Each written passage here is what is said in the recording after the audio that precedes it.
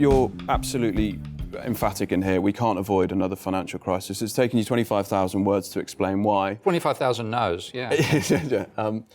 Just tell us in simple terms why we can't, and because we can't, what we can then do about it. Because audiences, me, everybody else, we sit at home, we watch this and we think, yeah, but I'm helpless. What can I do about this? That's partly the problem, because it is a systemic thing. And if you actually try to solve this by individual behaviour, then you actually amplify the systemic problem. OK, well, can I give you a start point? Because I hear this all the time from politicians.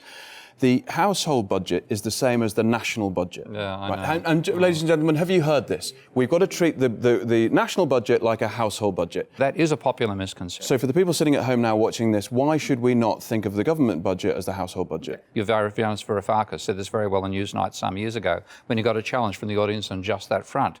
You see, the audience member said, look, it's very simple. All you have to do is spend less than your income. At the individual level, that's possible to do. But if I spend money and I buy your cufflinks, my spending becomes your income. So there's a one-for-one correspondence between spending and income at the national level.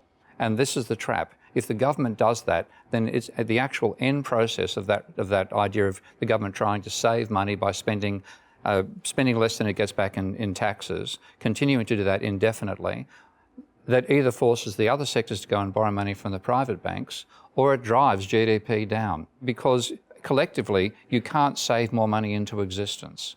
You can change who's got the existing stock of money, but you cannot save money into existence. If you want to have us all increase the amount of money we've got in our bank accounts, the money producers have to create that money. Now, who are the money producers? The money producers are the banks, and they produce money one for one by giving you debt. If you get money from a bank, you get an identical debt at the same time. The government can create money by spending more than it gets back in taxes, but it's perfectly at liberty to do. And when the government spends on you, it doesn't come with a matching tax obligation. The government's got a very unique power that it is not using effectively, and that's when it imposes austerity, instead it's actually on a cascade to zero GDP.